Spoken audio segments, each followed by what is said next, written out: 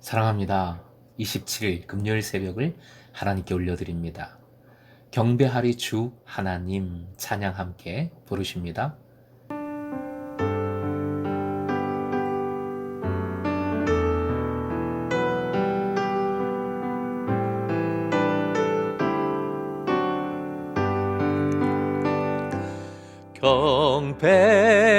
경배하리 주 하나님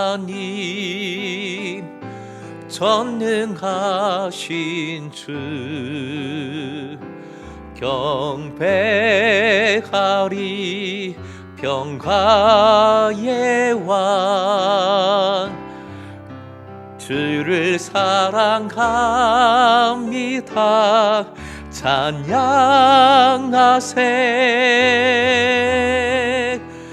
누가 주와 같으리.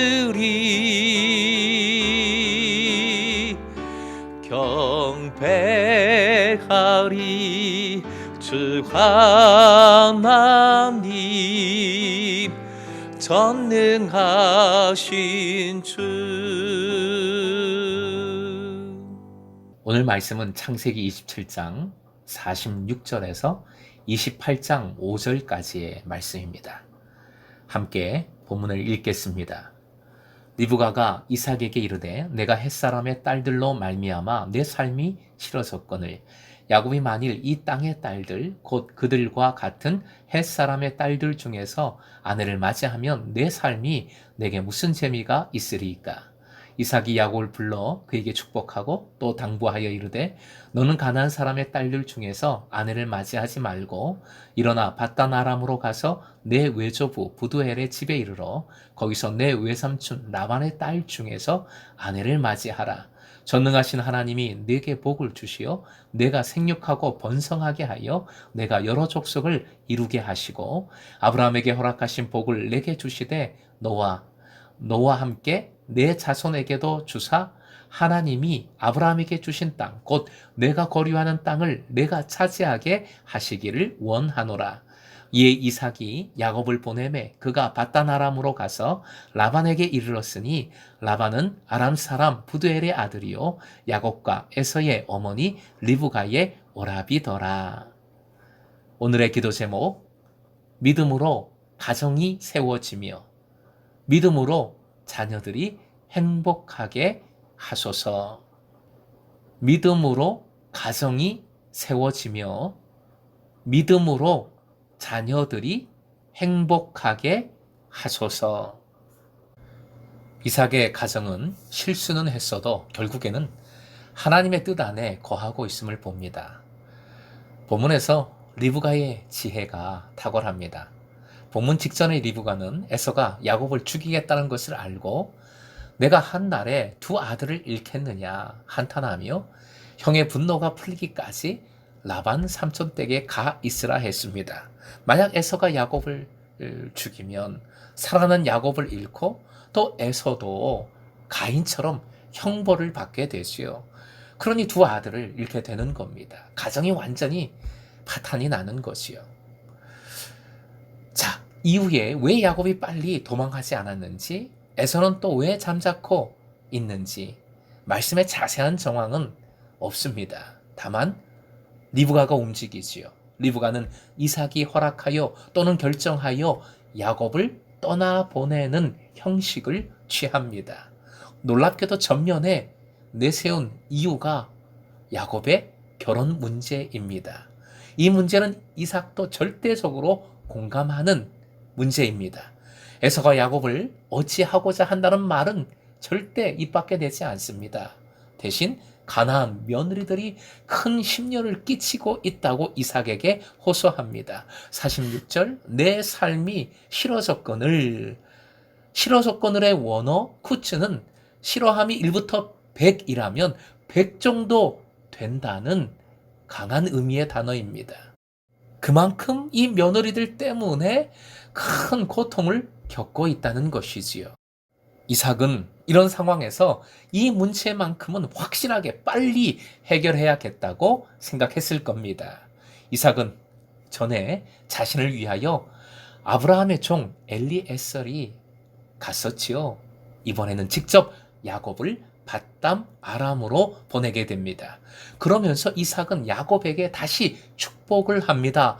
이 축복이 진짜 축복이지요. 아브라함의 원축복입니다. 이삭은 야곱을 아브라함 언약의 상속자로 처음 선포합니다. 이 시간에는 왜 가나안 여인이 아니라 동족과 결혼하는 것이 그렇게도 중요한가? 왜 중요한가를 상고해 보고자 합니다. 가장 큰 이유는 영적인 문제, 영적 정결성입니다. 창세기로부터 성경에 나타나는 가나안 문화의 핵심은 성적인 타락입니다. 로마서로 가봅니다. 로마서 1장 28절 말씀 화면 보시고 함께 읽습니다. 또한 그들이 마음에 하나님 두기를 싫어하며 하나님께서 그들을 그 상실한 마음대로 내버려 두사 합당하지 못한 일을 하게 하셨으니, 합당하지 못한 일, 성적인 타락입니다. 가나안 사람들은 하나님께서 성적인 타락에 이 말씀처럼 내버려 둔 사람들입니다. 성적인 타락은 하나님을 향해서 작심한 불순종이 그 근원입니다. 하나님과의 온전한 관계를 스스로 파괴시킨 죄악이 근원에 있다는 것이지요. 3절, 4절 이삭의 진짜 축복에는 하나님 나라의 두 가지 중요한 요소, 핵심적인 요소, 후손과 땅이 나옵니다. 후손과 땅 모두 하나님과의 온전한 관계 속에서 순종함으로 누리게 되는 복입니다. 무엇보다 성적인 타락 속에서 온전한 후손을 기대할 수 없고 결국 땅도 기대할 수 없는 겁니다. 에서는 자신의 아내들에 대해서 뒤늦게 후회를 하고 다시 이스마엘의 딸을 아내로 맞는다는 내용이 오늘 본문 뒤에 나옵니다. 하지만 단순히 육신의 혈통의 문제가 아닙니다. 성경에는 육신의 혈통으로는 가나안 여인들이지만 놀라운 복을 받은 여인들이 나오지요.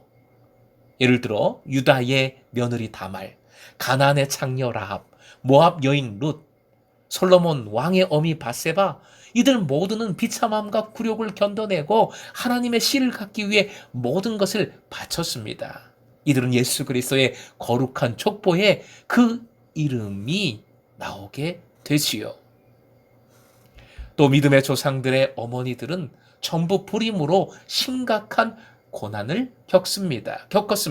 사라, 지금의 리브가, 삼손의 어머니, 사무엘의 어머니 한나, 세례요한의 어머니 엘리사벳, 전부 다 그렇습니다. 물론 후에는 결국에는 자녀를 낳는 은혜를 누렸지만 이러한 사실은 하나님의 백성은 혈통으로 만들어지는 것이 아니라 믿음을 통해 초자연적으로 이루어진다는 것을 깨우쳐 줍니다. 어머니 마리아를 통해서 예수께서 친히 보여주신 원리, 진리입니다. 그리고 최종적으로 예수께서 가정에 대한 결론을 내려주셨지요. 십자가에서 별세하기 직전 어머니와 제자를 모자 관계로 이어 주신 것입니다. 가족은 오직 믿음으로 태어나고 이루어지는 것임을 보여주신 겁니다. 가르쳐 주신 겁니다. 결국 문제는 육신의 혈통이 아니라 영적인 혈통, 믿음입니다. 내 가정이 보혈의 피를 입고 있는가? 즉 그리스도를 믿고 그리스도를 닮아가고자 하는 생활 습관과 사고 방식을 가졌는가? 내 가정이 온전히 삶의 예배로 주님께 헌신하고 있는가? 이것이 가장 중요한 것이지요. 교회 공동체도 동일합니다. 오늘날 교회와 교인에게 영적인 재생산이 턱없이 부족하지요. 아이들, 젊은이들이 없습니다. 사라져갑니다. 사도 바울의 고백, 갈라디아서 4장 19절 말씀 화면 보시고 함께요. 그리스도의 형상을 이룰 때까지 너희를 위하여 해산하는 수고를 하나니. 믿음으로 태어나고 그리고 성장하는 영적 공동체로서 교회는 계속해서 영적인 자녀를 낳고 자라게 하는 일이 근본적으로 이루어져야 하는 곳입니다. 이제 올해의 내 생일이 다가오는데 다시 한번 우리 세품 운동 세품 기도, 내 생일을 통해, 세품 운동을 통해 영적인 자녀를 품고 기도할 때에 영적인 탄생과 새로운 성장이 이루어지기를 함께 소망하십시다. 실천하십시다. 무엇보다 우리의 가정이 믿음으로 견고해지기를, 세워지기를 소망합니다. 디모데후서 1장 4절 5절이요. 함께 시작. 내 어머니 유니게 속에 있는 믿음이 내 속에도 있는 줄로 확신하노라. 오늘도 믿음의 유산을 전해주며 믿음으로 가정이 세워지며 믿음으로 우리 자녀들이, 나르들이 행복한 삶을 살아가기를 주님의 이름으로 축원합니다.